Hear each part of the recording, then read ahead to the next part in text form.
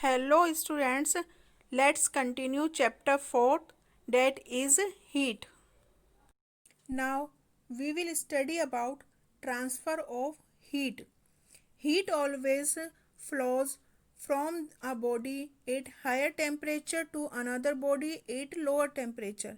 In other words, heat always flows from a hotter object to a colder object. The flow of heat stops when temperature of both the bodies becomes equal.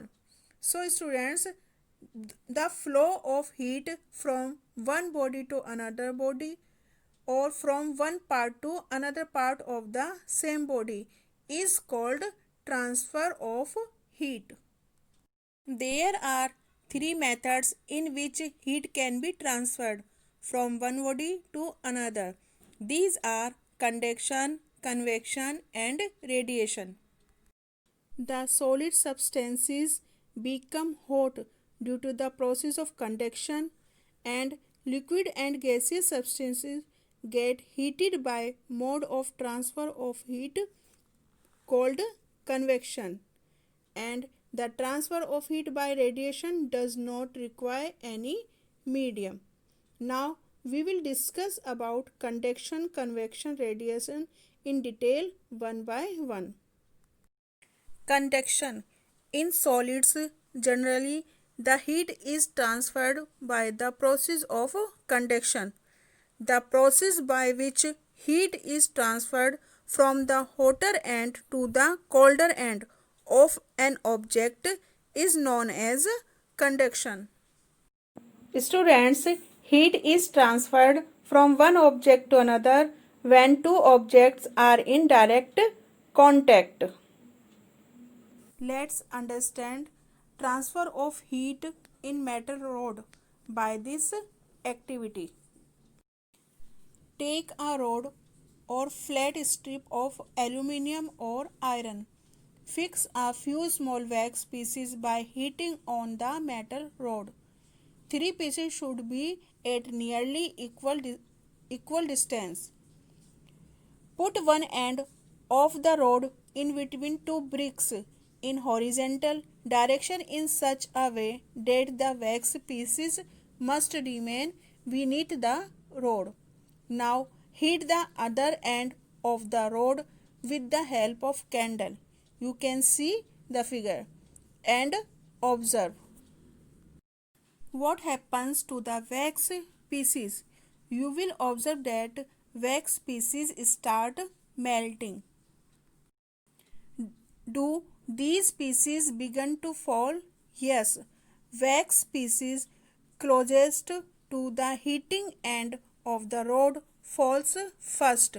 After that, the second nearest wax piece, and so on. Do you think that heat is transferred from the end nearest to the flame to the other end? Yes, heat is transferred from one end nearest to the flame to the other end. By this activity, we conclude that heat travels in metal through conduction. Heat flows from the hotter end of the object to the colder end. Now we will study about conduction of heat in different materials by activity 4.7. Take hot water in a beaker. Collect objects such as a steel spoon, plastic scale, pencil, and a divider, and dip one end of each of these articles in hot water such that their other ends remain outside water. Wait for a few minutes and touch the other end of each article. Enter your observation in the table 4.3. You will observe that other end of steel spoon and divider becomes hot while that of plastic scale and pencil does not. Because steel spoon and divider are made of metal and plastic scale and pencil are made of plastic and wood. So we conclude that metals are good conductors of heat. Heat can be conducted through metals easily. Materials such as plastic or wood are insulator or bad conductors of heat. Now we can say about conductors and insulators that the materials which allow heat to pass through them easily are conductors of heat, and examples are aluminum, iron and copper. And the materials which do not allow heat to pass through them easily are poor conductors of heat or insulators, and examples are wood, plastic, air, water and rubber. Students, the water and air are poor conductors of heat. Then, how does the heat transfer take place in these substances? Now, let's understand by this activity 4.8. Firstly, we will study convection of heat in water. Take a round bottom glass flask, fill it to thirds with water. Students, place it on a tripod with wire gauze you can see in the figure, and arrange the Bunsen burner just below it. Wait till the water in flask is still. Place a crystal of potassium permanganate gently at the bottom of flask using a straw. Heat the flask and observe the heating process of water and write your observation. You will observe that when purple colored water is heated, the colored water near the flames gets hot and hot water rises up. Then, to take place of that hot water, the cold water from the sides move down towards the source of heat, and this water also gets hot and rises, and water from the sides move down. Due to purple color, currents of water going up and down can be clearly visible. This process continues till the whole water gets heated.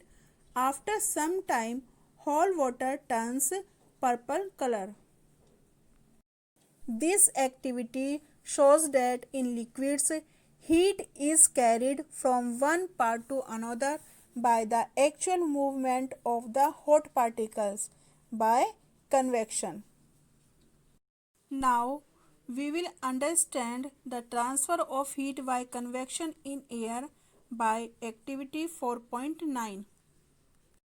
Students, light a candle. Keep one hand above the flame and one hand on the side of the flame, just like the figure. But students, be careful. Keep your hands at a safe distance from the flame so that they do not get burnt. Now, do your hands feel equally hot? If not, which hand feels hotter and why?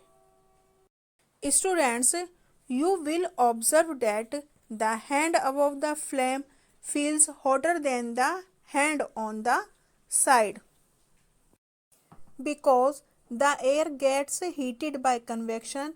Therefore, the hand above the flame feels hot.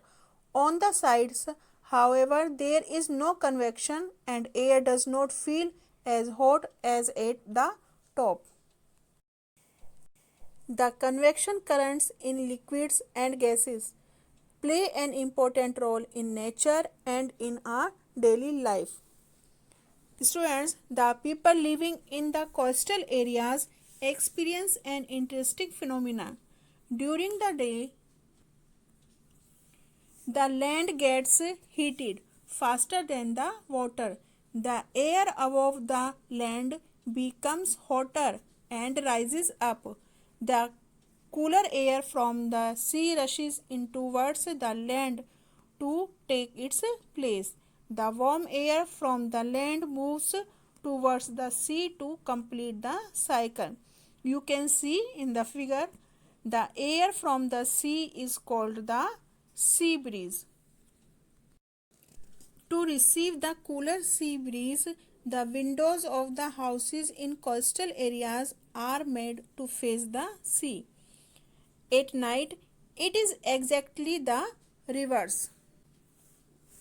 The water cools down more slowly than the land, so the cool air from the land moves toward the sea. This is called the land breeze. So students, this is the end of today's video. We will continue this chapter in next video. Up till then, thank you and goodbye.